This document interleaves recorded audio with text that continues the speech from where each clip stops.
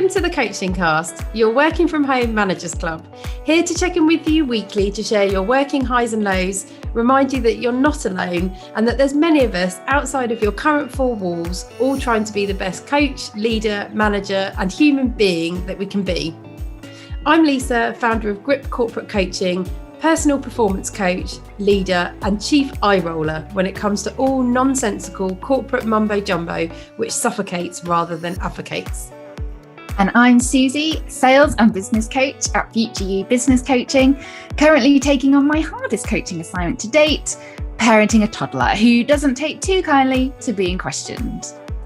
In this podcast, we aim to explore the leadership and coaching techniques required to navigate and survive the current business environment, presenting different topics each episode, which we will discuss with some special guests along the way, sharing ideas, hints and tips for you to take away and try for yourself.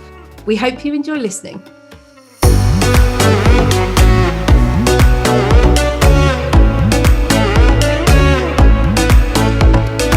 In today's episode, we are super privileged to welcome Rob Stephenson, mental health campaigner, CEO and founder of FormScore, a movement and technology solution that helps us be more intentional about our well-being by answering the simple question, how are you today? With a score out of 10, and founder of the InsideOut Leaderboard, a social enterprise with a mission of ending the stigma of mental health, ill health in the workplace. So stay with us and enjoy.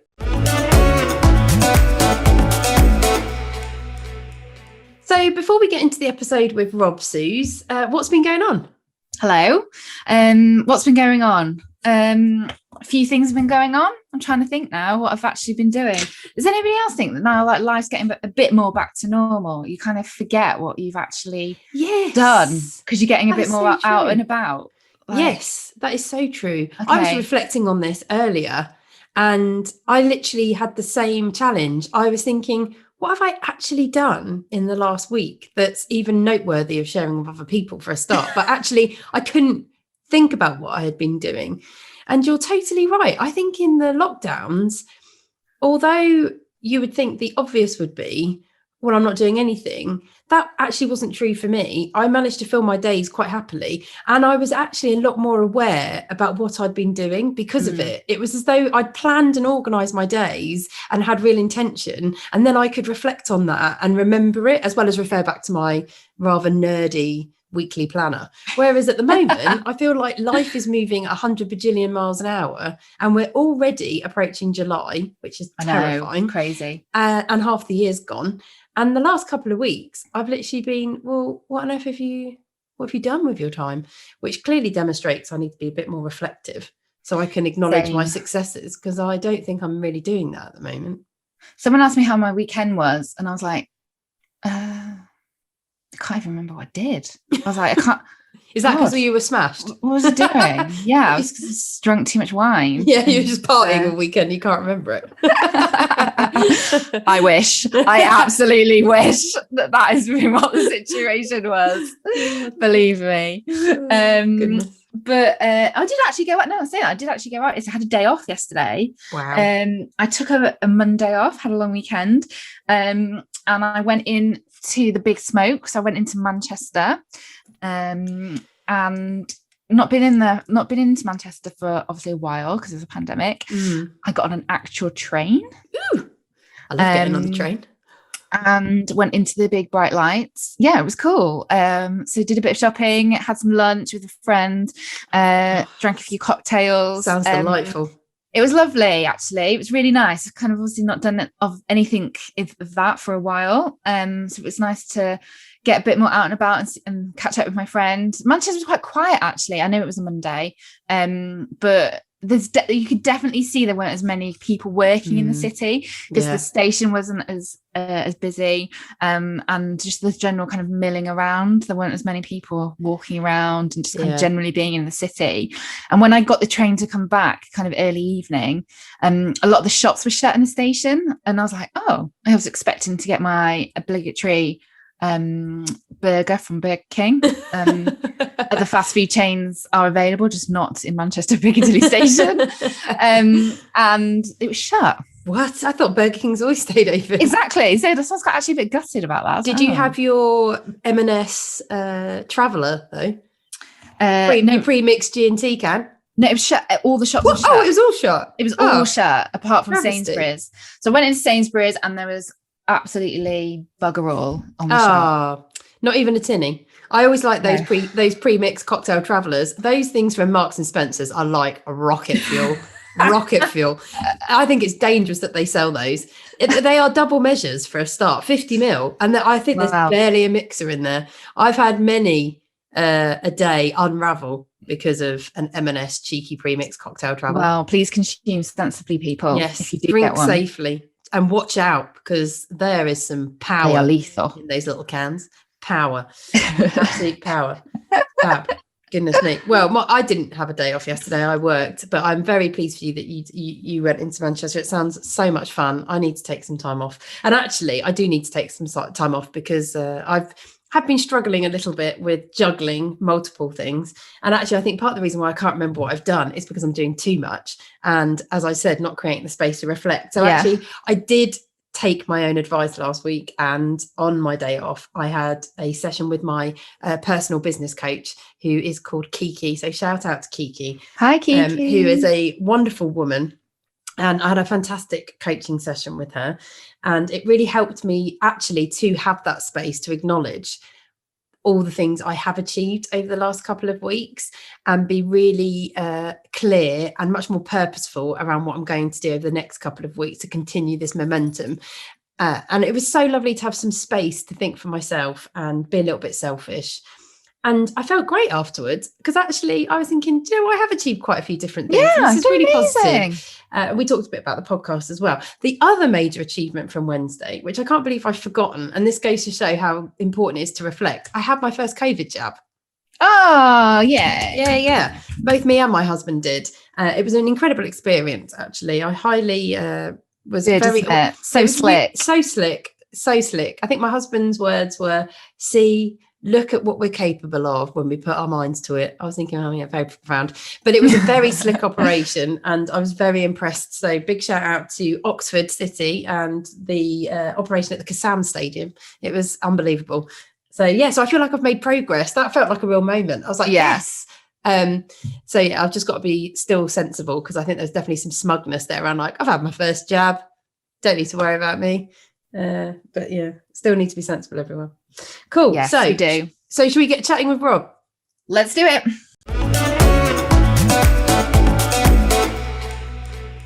I am so excited to welcome Rob Stephenson to the Coaching Cast today to talk about the critically important subject of wellbeing and mental health in today's workplace and the incredible work that Rob is leading in challenging the stigma regarding mental ill health. I found Rob via my LinkedIn network and was inspired by his personal story of mental ill health, experiencing bipolar disorder, and the way in which he was channeling his experiences into leading much needed change in the understanding, management, and rhetoric around mental health and well-being, leading this change with the launch of FormScore, a mobile phone app which asks individuals to rate how they're feeling daily out of a score of 10, and utilising this to engage others around them to secure better support, as well as the InsideOut Leaderboard and his podcast, The Form Guide, which invites a variety of leaders across multiple organisations to join him to discuss mental health. Rob explains in his own words, we all have mental health, all of the time. It is one of the most beautiful and complex things about being human. If we believe this, then we accept that we can influence it. This is very powerful knowledge. Rob's passion, energy, and desire to help others is infectious and inspiring, and we're privileged to be joined by him today. Rob, welcome to the Coaching Cast. Lisa, thank you. And I think that's probably one of the best introductions I've ever had. I hope I can live up to it. You absolutely can. You already do. It's so great to have you here. And I'm so great to see that you're on form today. The 8 out of 10 is for anyone who is watching our episode today, this is exactly the power of FormScore, the app, which I highly encourage you to take a look at. So let's get into it. So talk to us a bit more about your personal experience of mental ill health and how this has informed your work life and career. Sure, thank you, and thank you very much for having me. It's great to be able to answer some of these questions and have a chat. So I experienced bipolar disorder, and I was diagnosed when I was 30. I'm 49 now, but I see the signs of this challenge, this illness, going back through my 20s, even to my late teens. And I often tell the story of being locked in my university room at a time when I couldn't face dealing with people, and I thought I was just antisocial, and that I've later learned was depression. I also used to take my clothes off in public, and don't worry, I'm not going to do it now.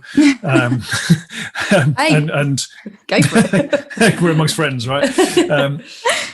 And get thrown out of nightclubs because I was naked, and that was in an episode of hypomania, and I just thought that was me. And in some respects, it was. I was different. I was extreme, and everything else. And I was a high achiever academically and from a sporting perspective, but I was really erratic. And when I started to get closer to my 30th birthday, I started spending much more time out of the workplace, not being able to go in and do my job. And an amazing boss of mine inspired me to kind of seek some help and see a therapist and go to the doctor, which I did. And I was initially diagnosed with depression. And I thought, brilliant, I can be fixed by the medical profession. I can be given some therapy and a pill and I'll be well. And I thought it explains all of my history. And you know what? For a while I was better, but then the depression came back, and it came back with a loss of hope and a sense of futility.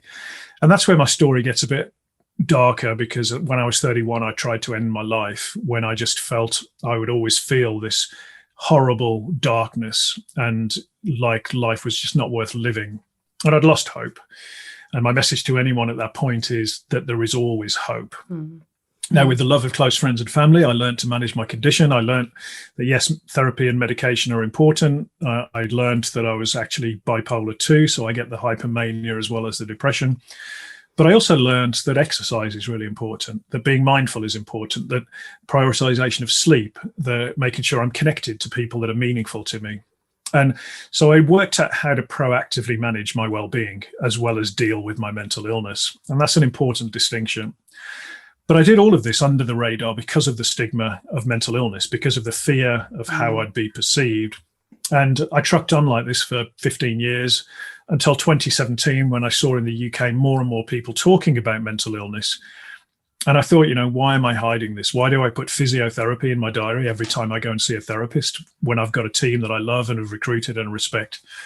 My team must have thought I have the worst physiotherapist in the history of physiotherapy, by the way. Can't fix this back injury, but I felt dishonest. I felt it was time to come out. So I did in a pretty awkward Facebook post. But the reaction to that post changed my life and direction, because I started to realize how many people experience a mental health challenge, but do so in silence because of stigma, because I'd created a safe space, and that safe space allowed people from my immediate network to share their stories back to me. And it was family members, it was friends, it was business contacts. The people I was fearful of sharing my story with were telling me that they had a mental illness, or their wife did, or their business partner did. And that really motivated me to change direction and become a campaigner. And then I've been on this wonderful journey for the last 4 years of discovering what that means and trying to make positive change in the world. Wow. And I think that piece around the stigma is the piece that I've been so in awe of you. And I would describe it as smashing through, because the way in which you are speaking about it, and such from such a personal space as well, you get this completely in a way that only I personally think someone who's experiencing it can, and really having that capability to lead that conversation for many who can't or don't feel strong enough, and whether that's because of their current health or is debilitating them, or whether because simply that stigma is just too suffocating, because it's so sad, but it's so true that it is, because people are so afraid, and it's that thing of not being frightened of things you can't see, I think at times, and not being able to tangibly, and I suppose in some ways like practically make sense of it, because as you describe in the quote that I used at the beginning, we are complex, and that is what is so wonderful, but at times that is also what is so scary, because we still don't really understand ourselves in many ways, and Well, we certainly don't understand our brain, do we? And no, it's definitely not. You know, and it's sort of uncharted territory that we're getting better at understanding. But the tragedy of this, and it is a tragedy in many cases, is that actually talking and being open about mental ill health is the start of the journey to recovery. And the stigma prevents many people from getting on that journey, and it prevented me from getting on that journey for probably 12 years, you know, that I can recognize I perhaps needed some help. And that's changing. But the reason we must smash the stigma is to save lives. It is so people can get help earlier. So people aren't treated and discriminated against because of a mental illness. But the interesting bit is that since I've been open and shared my story and been open about my challenges, the challenges are less frequent and they're less severe, because I'm not carrying the burden of being something I'm not at a time when I'm struggling, trying to be happy when I'm feeling low. And many people that I speak to on the InsideOut Leaderboard and other stuff that I do would echo that. You know, so being open actually enables that challenge to be dealt with and managed a lot better, a lot more effectively. Yeah. Well, because I suppose, and I mean, I talk about this, and that's why I love how you describe the fact that actually we all have mental health, because we do. And I know that one of the most powerful techniques for myself to manage my own mental state and health is being open.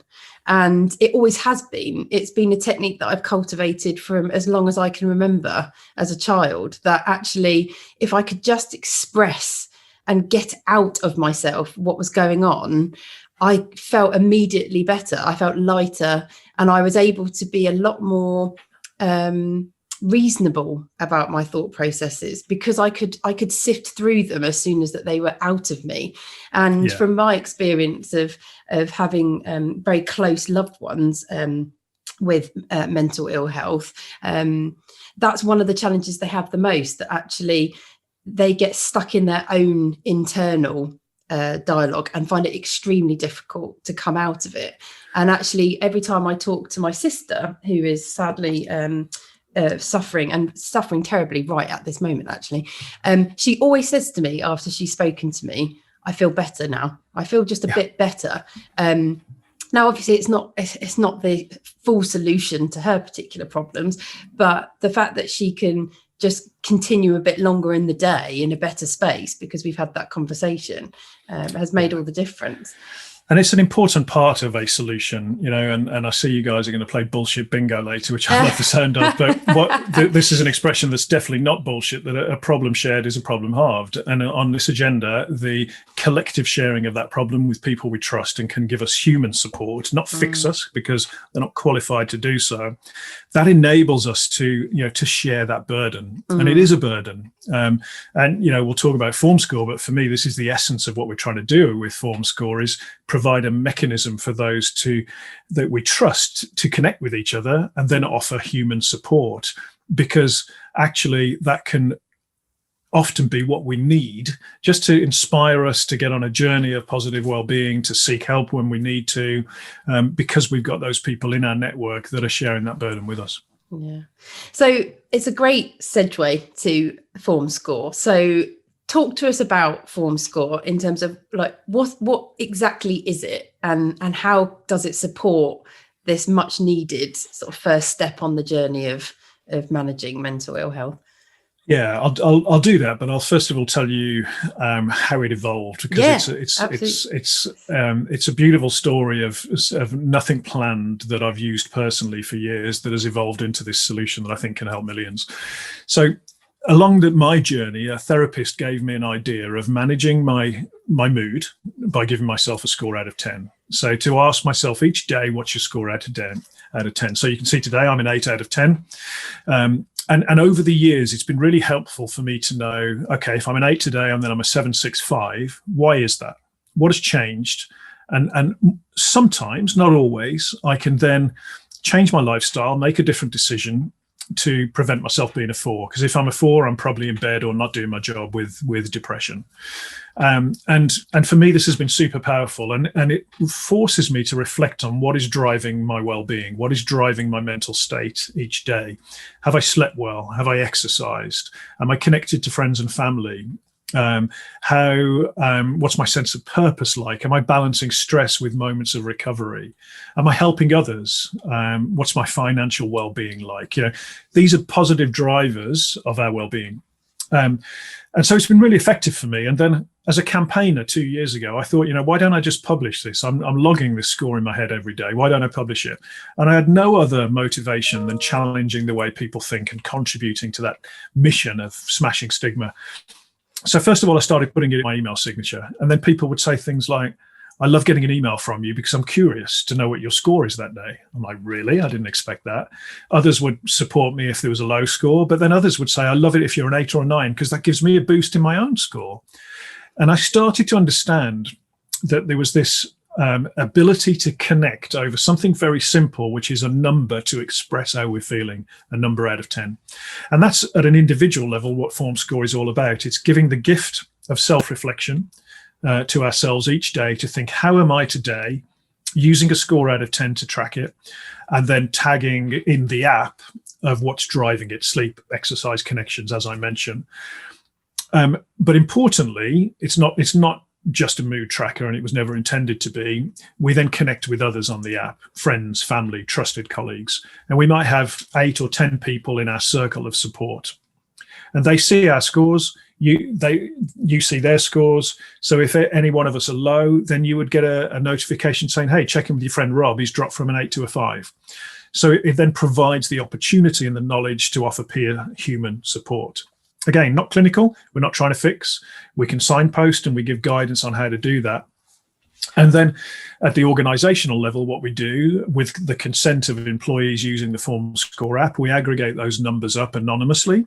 And so all of a sudden, we've got a real-time metric of organization or team well-being that the team lead or the well-being director can see in real time.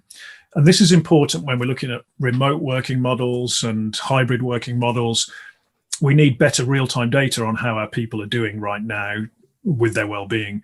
And this is the exciting bit that we're applying to the workplace. Wow. And well, I'm a bit speechless. That was me stumbling there. I was just like, at least it's never speechless, just to confirm. Brilliant. First win of the show, right?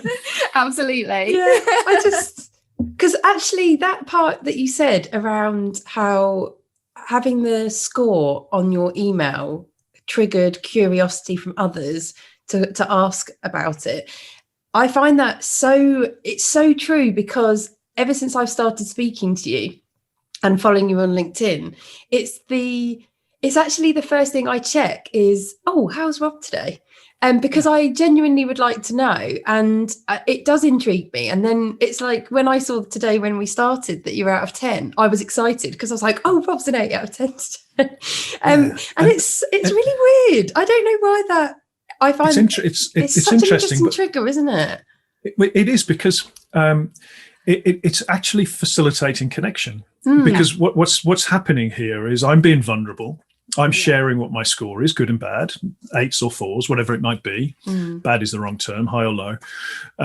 And you're seeing that, and I've been vulnerable by doing that. And actually in these circles of support we get on the app, we're all being a little bit vulnerable. And with vulnerability breeds trust, and with trust breeds connection. At a time where we are disconnected, and I'm not just talking about disconnected physically, I'm talking disconnected. So Johan Hari's book, Lost Connections, is a good read if you haven't read it. There's another great read from Norina Hertz, which is called The Lonely Century. We're moving towards a contactless society. You get your food with Deliveroo, your yoga with Adrienne, and you don't need to see a person, right? Yeah. Actually, what I believe, and I'm sorry, I'm getting quite excited now, and so I'm giving you a lot of words. No, this is good. Go for it.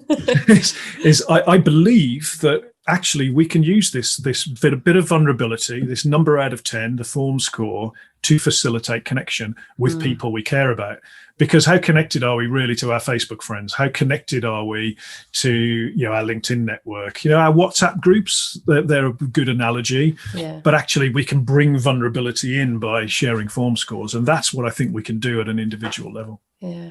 I mean, Susie and I have talked about vulnerability a lot in this season, actually. Our first episode was about vulnerability. And it is a subject that we're extremely passionate about. Yes, it's not as straightforward as it seems. We're clear to state, to be vulnerable is to be sort of in many ways comfortable and secure in your own skin and environment, because you have to start somewhere. But I think you're absolutely right around how that cultivates strong connections. I think that is the first step, which, from my experience, has always been about sharing. I am an oversharer. That is how my friends describe me. Because I find that so helpful in a selfish way, regardless of how uncomfortable I make other people feel. And however, this is a very simple way of doing that actually everyone in many ways can relate to, because a score out of 10, well, it's such a common score structure that we use in so many things, and that we've always used. Your schoolwork used to get marked out of 10 when you were in primary school. And now we're talking about it on an emotional level, but actually it's one that very much, I think, is one that people can feel comfortable with, and especially in a work context, which I think is fascinating, because from previous experience in corporate environments, well-being has been what I've always called a bit of a hot topic. But I'm saying that with a bit of disdain, because it is a hot topic, a bit of a tick box, but has never, in my opinion, been really fully addressed or well managed, especially not from the sense of how we're feeling, because it's still, I think, a space that, and it's not really a criticism, because I think it's just, we are where we are with the evolution of this, especially in the workplace. And rather than chastise, we should just support each other to make it better. Because, being negative and critical about it isn't very helpful. That doesn't really get us anywhere. Because of where it is in its maturity, I do think it's a space that organisations are still trying to get their heads around, in terms of, well, how do we actually do this and do it well? And this feels like an incredible sort of solution to plug that gap. So in terms of how it's currently working, I know I followed you a bit on LinkedIn and seen the progress you're making with organisations, but at what stage is it at with organisations? So we are enterprise ready. What we're doing is we're piloting it with a number of organisations. We're about to announce our first enterprise client that we've converted from a large scale pilot, which is super exciting and a huge milestone. Well done, you. Exciting. Thank you. And that's what that's what it's like with tech startups, right? And we're a wellbeing solution that's facilitated by technology, but you build, you iterate, and so we've got a great dashboard that shows how an organization is doing in real time. That's our enterprise solution. We got loads of stuff we're building on top of it, but I kind of want to refer back to your previous point about well-being in the workplace. And it's interesting because well-being is difficult to do in the workplace. And I'll tell you why. If you're a well-being director with a budget, and let's assume you've got a budget. So there's a bit around making sure that there's a proper budget and it's a priority, and why should we do that? And there's lots of stuff I do advising leadership teams on that. But say you've got a budget and you're going to spend this. What are you going to spend it on? Are you going to get Headspace in, which would be great for 30% of your employees? Are you going to invest in a gym membership, which is great for about 40% of employees, or a comprehensive wellbeing platform with content? The problem with well-being in the workplace is that we are highly, highly individual and highly, highly personal when it comes to our well-being. So for me, it's exercise, sleep, and connections. For someone else, it might need to be financial wellness, stress management, and finding a way to help others. So if you look at all the drivers of form or the pillars of well-being, it's very difficult for a well-being director to cater for all of that and all of the different humans. So what you need to think about doing is having a sort of marketplace or an aggregate solution that employer gives employee a budget and gets invested in this. Now, I think FormScore can be the gateway to that, because if you're a 3 out of 10, you might need to use the EAP scheme and get some support. If you're a 6 out of 10 but not sleeping well, you might need some solutions on sleep. So we can provide personalized content, but I think also we can link in with businesses like Better Space, that is actually a true marketplace offering third-party solutions. And so for me, I'm excited about that because I think it can help wellbeing leads. But I think, as mentioned, the first part of all about this is knowing how our people are doing in different parts of the organization and what is driving that. So if you've got a part of your business that's struggling on sleep, we can then get some lunch and learns and sleep going and really target our well-being spend or interventions. But we need more data that's not retrospective. Yeah. Robert, that's really fascinating kind of insight in terms of how FormScore can support on a organizational level, and the interventions from that point. A few of our listeners are actually self-employed individual business owners. They might not necessarily have a massive team around them. So it's probably them and a couple of, say, freelancers. So don't have big budgets, don't have access to, wellbeing directors, etc. For that kind of population of people, how can FormScore support managing their own mental state and making sure they're checking in with their mental well-being, as well as perhaps a couple of colleagues around them? Yeah, really good question. And I think it's definitely important to recognize that getting well-being right is not just a big business issue. They've got big budgets and teams to do it. So thank you for asking that. So, for me, FormScore at an individual level helps people do what I call becoming intentional about their well-being. So it's that self-reflection to understand what is driving it. And then we might know, okay, I've been trending down on FormScore because I haven't been getting my exercise. So how do we get more exercise in? So part of it is the self-awareness. And I'm very excited to say I'm just releasing what I'm calling a 30-day Form Booster course. And so these are 30 days worth of bite-sized. Brilliant. Thank you for joining us, Lisa. Thank you. Look forward to your feedback. So, bite-sized 5-minute videos on all aspects of your form. A lot of those that I mentioned: sleep, exercise, connections, helping others, finances, etc. That we go on this journey to help people build up that self-awareness with tips on how to manage that. Now, if you were to look at that whole 30-day course, you might find 4 or 5 of the sessions really resonate with you, and you'll think, right, I'm going to focus on those, and I'm going to give them some attention, take a little micro step forward. You add those micro steps up, you've got a boost in form. That's what we're trying to do. And that sort of stuff, ultimately, we're going to build into the app. It's the start of our personalized content. But we're about to release that 1st of July. We can share a link in the notes.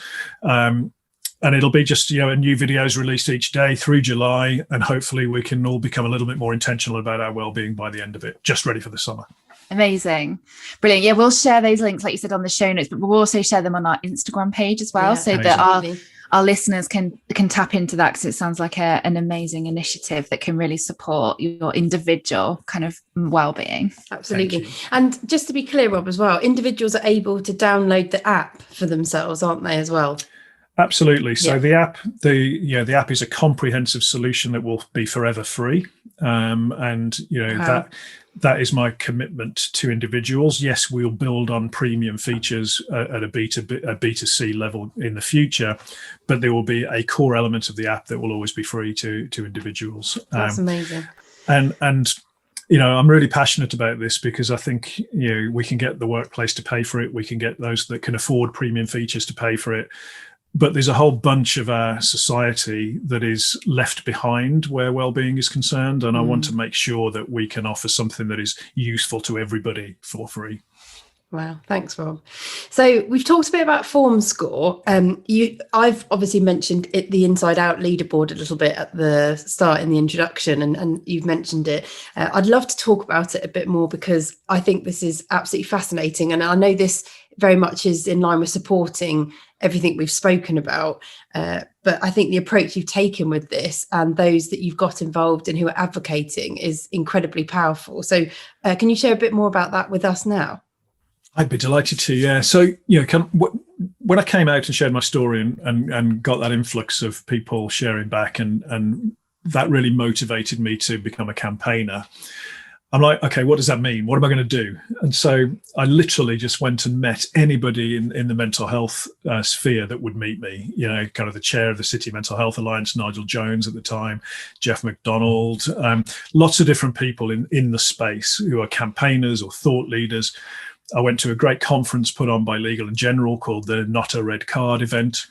And I kept hearing a consistent message that we do not have enough senior leaders who are sharing their stories of mental ill health to act as role models. In fact, that was the number one takeaway from a 200-person event with Legal and General, and the CEO of Legal and General, Nigel Wilson, summarized it with that. And I'm like, I can do something about that. So I used to work with a guy called Suki Sandhu OBE now. And so Suki publishes a number of what are called power lists, called Outstanding, Heroes, and Empower, for different aspects of diversity and inclusion and showcasing leaders that fit that mold. And I thought, could we do that for mental illness, for mental ill health? Could we showcase a list of leaders who are open about their challenges of mental ill health? So I had a meeting with Suki. We used to work together in recruitment years ago. And he said, it's a nice idea, Rob, but you'll never get the role models for mental illness. You know, he said it was hard enough for LGBT 10 years ago. You'll never get the role models. And I'm like, okay, I'm going to give it a go. I'll take that challenge on. And so went on this mission of finding business leaders, CEOs, or up to 3 stages removed, managing directors, partners in the professions, who have the common theme of experiencing a mental health challenge, in a position of management and recovery of that challenge, which is important, and prepared to be open about it on a published list. And it was like a big networking exercise. And I remember meeting Brian Hayworth, who was a very senior banker at HSBC, who's now chair of City Mental Health Alliance. And he said yes. He was one of the first people that said yes. Samantha Brown, who is a partner at Herbert Smith Freehills. And as soon as these people started saying yes, of course, you know, Brian gave me a big hug, and it was just this amazing meeting, because we're both bipolar. And I thought, wow, you know, there is support for this. And then the momentum grew. And then in 2019, we published the first leaderboard, which is very simply a published list of those business leaders. And what it does, it showcases leaders who are open. It contributes to smashing the stigma. But importantly, it creates this ripple effect of other leaders following suit and coming out and sharing their stories. And in the second year, so in 2019, we got it in the Sunday Times and had a big event around it. The second year, 2020, we started again from scratch and then published with another 68. So we've got 110 role models with lived experience or family member experience, and some really cool examples of leaders seeing what's happening and wanting to put their name to it. So Paul Harlington, he's the Chief Procurement Officer of TUI Travel. And Paul called me up and said, I've seen what you did on the first leaderboard. I experienced a mental health challenge. I want to share my story. Will you help me share the story? And I'm like, of course. And I thought he wanted me to help him with like a video for internal use. No, Paul wanted me to fly to Amsterdam with him and interview him on stage at a conference with 100 of his peer CPOs to share his story. I'm like, wow. And I'm like, why do you want to do this? Wow. I'm like, why do you want to do this? And he said, because I think as a senior leader, I have an obligation to help smash the stigma and create mentally healthy workplaces. And now he's a phenomenal campaigner, as well as being a board member of TUI. And so it's that ripple effect that we're looking to create. Yeah. And we create enough ripples, we build a wave. And it's the wave that will smash the stigma of mental ill health in our workplaces. Gosh, that's incredible. What a story. It is. That's amazing. So what's next for the InsideOut Leaderboard? So I'm working on the 3rd edition and delighted to be partnering with the search firm Odgers, who are helping me with some support in spreading the word and generating role models. I'm pleased to say that we're past that number of 68 from last year. So we'll be growing it again from a standing start. But this year we're doing something pretty exciting too. We're making it global. So we'll have role models in the US, in Australia, in Europe, some in Asia, because I think the pandemic has shown us that mental ill health is very much a global issue, but the stigma is very different in different cultures. So that's pretty cool. We're also including some sporting heroes there. So people like Dame Kelly Holmes, some current professional athletes, because again, we're looking at workplaces everywhere. So I think it's a really exciting development. But my vision is to help smash the stigma everywhere, and export this idea of leaders sharing stories to other territories that are more heavily stigmatized. And this will be a stepping stone to that. But I've got some exciting news that I've never told anyone yet. And I'm not even sure if I'm supposed to, but I'm going to tell you guys. So I've decided to convert the work of the InsideOut Leaderboard from a community interest company to a charity. Because I think if I get it to a charity, I can then fundraise and build a proper team around it that can really help amplify the impact and then do more with the role models. So we're just about to put our charity application in to do that. So you've heard it first here. Oh, wow. That's amazing. How exciting. Congratulations. Congratulations. It's so inspiring. It really is. And I think, it really does come back to that point that we started with, which is talking about this. And I think, the strength and I think the incredible focus that you have around it is just unbelievable, because it wouldn't be where it is without you, Rob. And I think your energy and momentum around it is inspiring. Yeah, but I think the people that are inspiring and this part of what we do are the role models, right? They're the people that are in business. They've got senior jobs in other workplaces. They are truly smashing the stigma. I see myself as the conduit. I'm a bit of a catalyst to it, and I'm grateful and proud to be able to bring my energy to that. But actually, it is about the role models, as my wife likes to tell me before every event where I'm due to speak. It's not about you, Rob.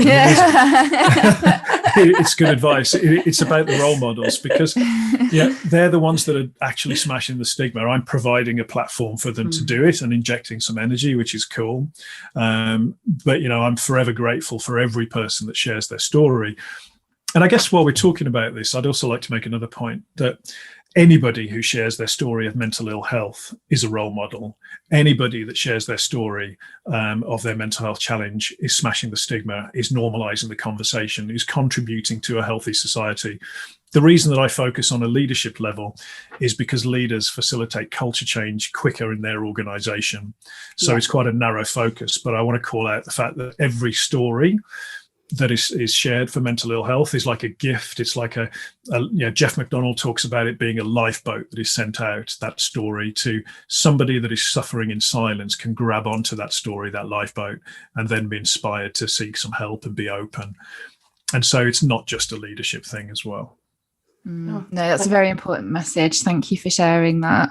And I think as well, everyone's experience of mental health and their own mental well-being can be triggered by different things, can, like, as you've mentioned, can be specific to certain situations as well. This is a subject which I personally, I've not suffered from in my mental state for probably up until the last couple of years, where I suddenly have become a bit more aware of my mental well-being in certain situations, and it's certainly taken me quite a long time to accept that and acknowledge that. And I think it goes back to what you were saying about feeling kind of comfortable and open with sharing your story, whatever your story is. And I think that's the crucial bit, is actually everybody's story will probably be different, but that's okay. And it's about just facilitating those opportunities for that other person to feel comfortable about sharing their story.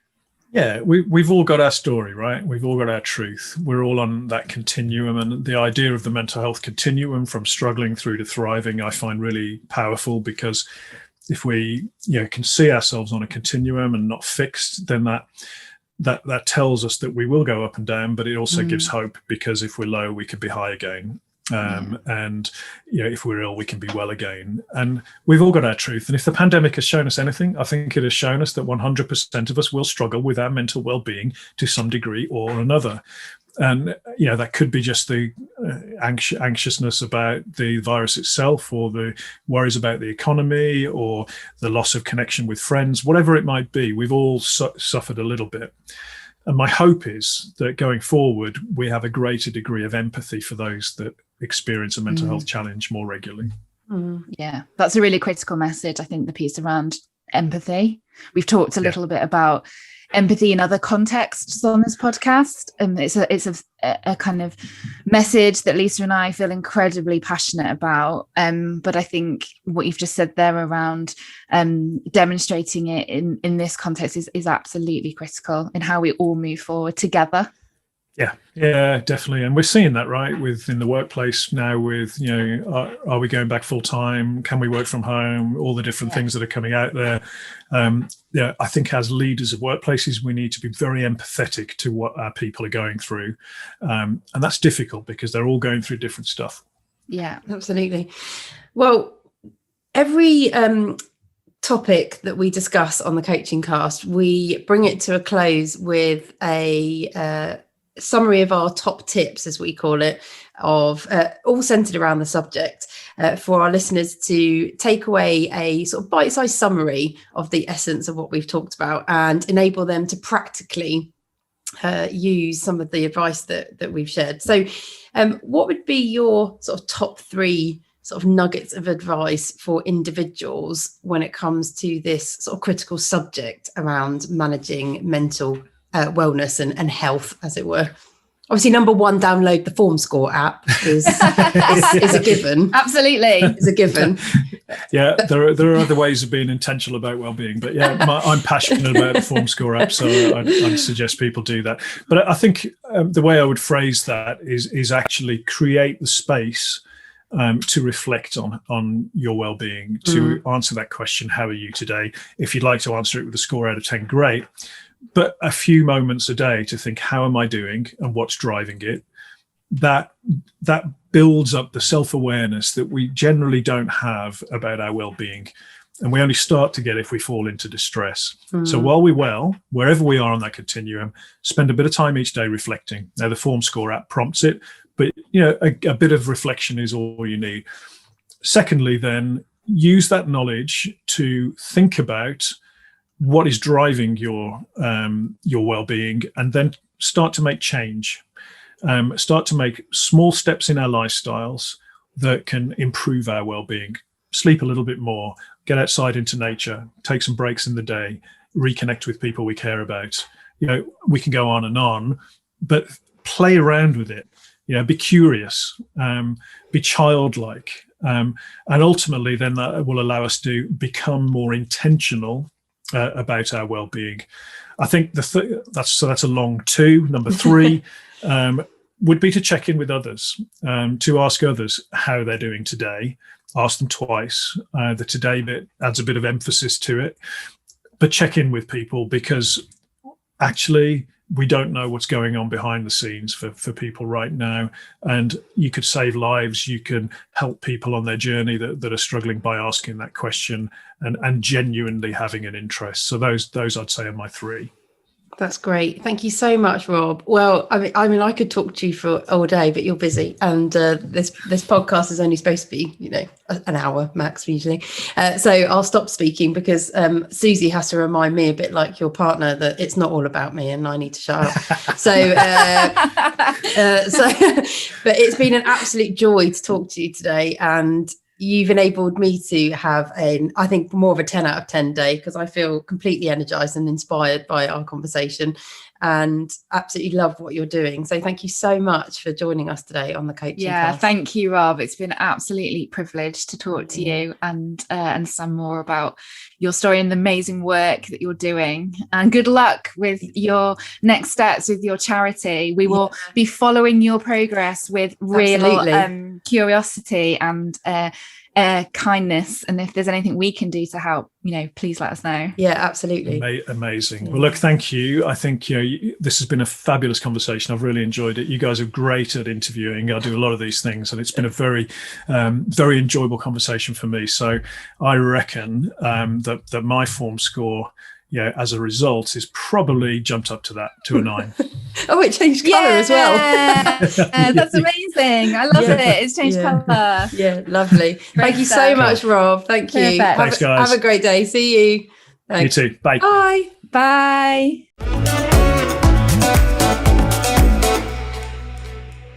It's now time for Bullshit Bingo, where we call out phrases which get commonly used in the workplace, which, quite frankly, make us cringe. Today's Bullshit Bingo is another cracker from our listener Adele, who shared this with us on Instagram. And it is, don't try and boil the ocean. Don't try and boil the ocean. Lisa, do you know what this means? Well, I'm assuming this is along the lines of, don't try and do everything at once. Or maybe it's don't try and achieve the impossible. It's probably that. Although David Attenborough may be thinking otherwise in this current day and age. He may be thinking that is exactly what we're doing. We are boiling the ocean. Well, that is true. I'm assuming that's what this means. Of us all. Yeah. But I've got absolutely no idea about this one. I think that's what this is about. Don't try and achieve the impossible. Don't try and boil the ocean. I mean, to be fair, I've never heard this before in a work context. Heard this. This is another great one from Adele. Wherever Adele works, they've got some great stuff going on there. What with this one and the one from last week's episode? Kick the can down the road. Kick the can down the road. Don't try and boil the ocean. Yeah, shout out to Adele. Please, can you let us know what these two mean? So don't try and boil the ocean and kick the can down the road. Or give it to us in the context of when it was said, just for the pure joy of listening to it in its entirety. But I assume it's that. Don't try and do the impossible. It's too profound. This is too big for me. Oh, God. Okay. Right, we'll leave that there then.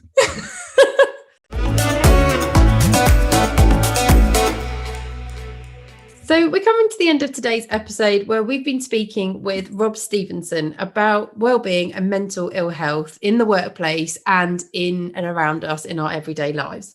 So our tips from today, as given to us by Rob for you to try, are number one.